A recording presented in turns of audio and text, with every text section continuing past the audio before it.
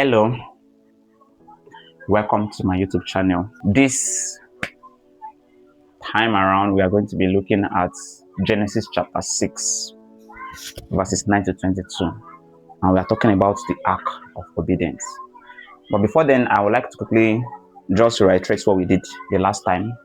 I think the major take home was that when culture declines, intimacy must increase.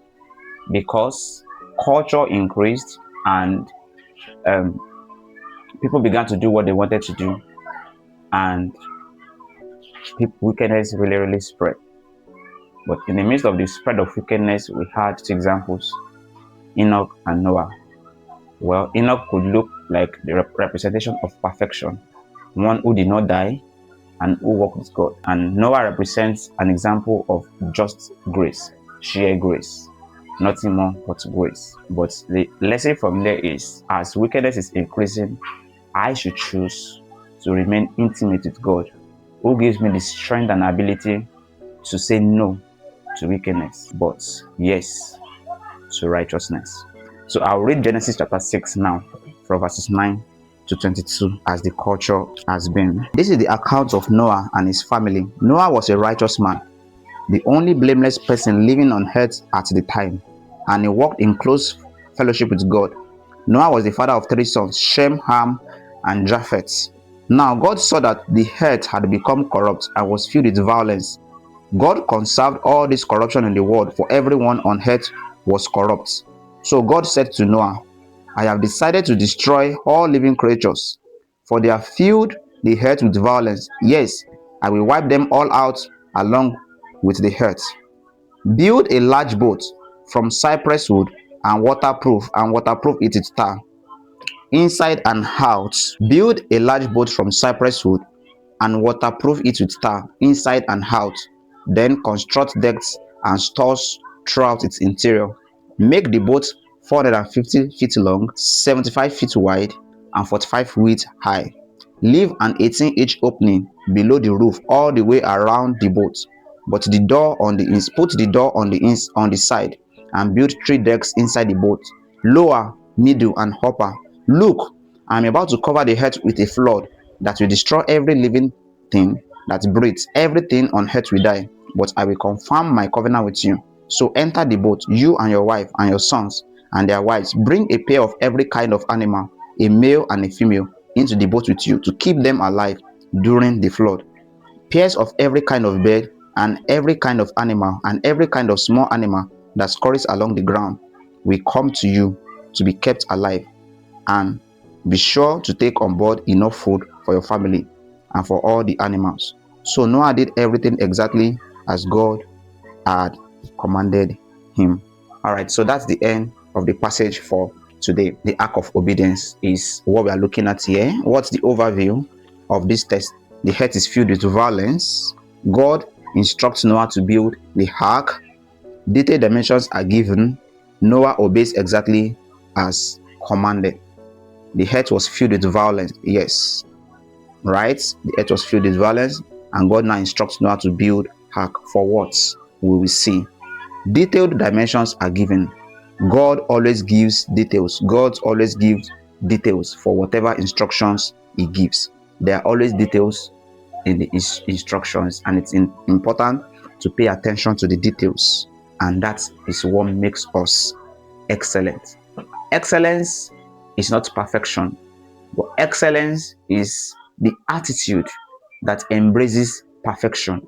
There's a difference between a heart that is perfect and someone who is really perfect. Someone can have a perfect heart, yet is not perfect. Like, our spirit has been regenerated, but our soul is still growing up to meet up with the perfection of our spirit, which is going to be ultimate, which is going to happen at the rapture, at the glorification of our bodies. So yes, you can have a perfect heart, yet you are not perfect. So God is actually looking forward to having us have a perfect attitude.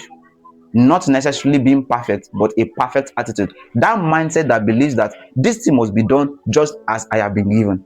And if it is not done just as I have been given, there's a sense of I have not done enough. It's not that one that makes you feel insecure in yourself and in who God has made you to be. and then you begin to compare yourself with others. Comparison here and competition, in fact, should be with yourself, with trying to make sure that you become the perfect version of who God has made you to be. You are competing with the picture in your mind of whom you are called to be and what you are made for, right? So it's not that one where you are looking towards others. So the university systems that we have in Nigeria and every part of the world today is not excellent, because the minds there are not excellent.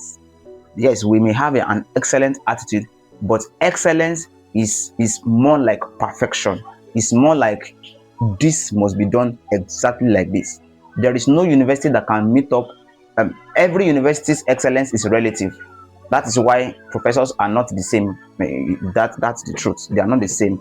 The school we have is what gives us the determines who becomes a professor in that school. Yes, there's a general standard everywhere. There is a general standard. But then, because of the minds of the people in that environment, you cannot walk beyond the level of leadership, beyond the level of experience of a man or the head of that system. Do you understand now? So excellence is only relative to the degree to which the minds of the high-ranked people in that place are. All right. So but there was a detailed instruction given as to how the ark should be built, and Noah followed the details. You would see also in Exodus, that should be in the 30s, and then the from 30 to 30, it's like 31, 32, 33, 34. God gave specifications as to how the tabernacle should be built, right? So God is always interested in details. He's always interested in we following instructions to the letter. All right, so that is important, and we had that Noah obeyed exactly as commanded. So what are the major themes? One, total corruption. Total corruption. Every intention of the thoughts of his heart was only evil continually. Every intention of the thoughts of his heart was only evil continually. Sin had become systemic. Sin had become systemic. It became a way of life. It became a system. So that's total corruption. Total corruption was at work there. There was corruption at its peak, because people were doing things the way they felt they wanted to do it, but the intention of their hearts were always evil. There was no right motive. There was no good motive. Everything was evil. That was corruption today. And honestly speaking, total corruption is not it. In fact, corruption at all is not a good thing. But thank God we have a prophecy saying that a time is coming in that Nigeria will embrace incorruption, that corruption will be swallowed up by incorruption. And scripture also talks about corruption being swallowed up by incorruption, mortality being swallowed up by immortality. So we are grateful to God that someday we'll begin to experience this, not only in our minds, in our belief system, but even in the manifestation, in how we live our life, in reality. Because there is a difference between the ideal and the real. In reality, I mean, not just scriptural reality now, I mean something that we begin to experience. It will now become experiential, that we will be living in an incorrupt system, and we look forward to having that come to us. All right, so the next thing is divine blueprint. Divine blueprint. God gives exact measurements. Obedience required precision. Faith is practical. God gives instruction, and that is where faith comes from. Faith is not blind. Faith is not without facts. Faith is hinged on what God has said. It's not facts of science or human means. It's facts from God, what God has said, whether we have seen it or not. So when word comes, it's an instruction. Noah got the word, followed it to the letter. He was particular about obedience, and he was precise about every instruction that was given. And that shows that faith is practical. Faith is a work that is done as a result of the word that you have received from God. What word has God spoken to you, and what are you doing about that word? Because you will never become what God has said you will be. It does not matter the kind of impartation that happens and the prophetic declarations that come. If you are not intentional about becoming what God has said you'll be, if you are not intentional about taking proactive steps and not just taking intentional, but also taking those steps themselves and making them happen, you'd remain at this very, very level that you are if you choose not to budge, if you choose not to take those prophetic instructions with seriousness. So there was a divine blueprint for Noah's ark, which is the ark that we usually call the Ark of Noah. There is a divine blueprint over your life. There is an instruction that has been said to you. You will need to follow it to the letter and be precise about it. And that is a proof that faith is action. Faith is practical. Faith is practical. The third point is that obedience before rain. God declared that rain was going to happen, that there was going to be a rain. But it was obedience first before rain. Now, this action proves that he actually believed it when God said it. The word was in a very, very decayed form, but someone could still hear God give instructions. So much so that he could note 45 feet, 75 feet, this number of feet. He was able to note all of those things. I mean, how did people get to really hear God speak to them in that manner, despite the word of decay? That's a lesson for us to learn, that even though the word is becoming something, we can always practice hearing God, because only hearing God guarantees us good success and great relevance in the world we live today. So, obedience before the manifestation of what has been said. If you are obedient, willing and obedient, you will eat the fruits of the land. That is what the scripture says.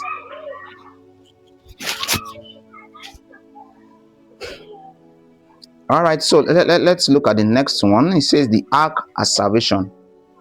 Now, did you notice that the building of the ark was done in such a way that only one door? Have you read that? You see, when we are reading it, you see just one door was made, right? Leave an 18-inch opening below the roof all the way around the boat. Put the door on the side and build 3 decks beside the boat, lower, middle, and upper.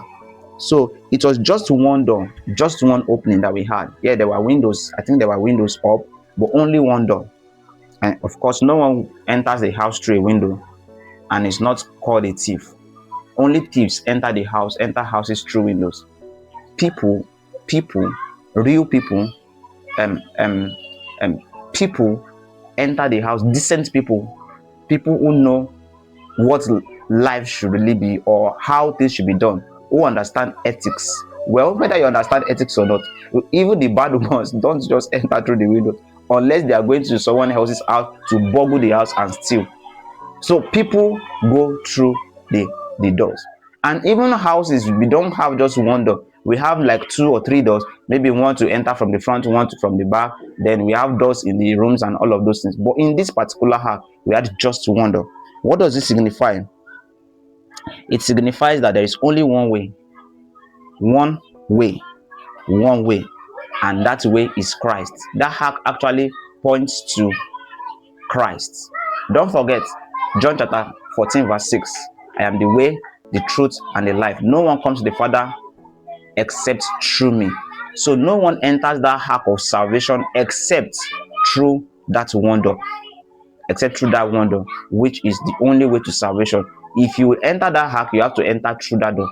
So everybody has to enter through that one door. Nobody enters the ark through any other means but just one door.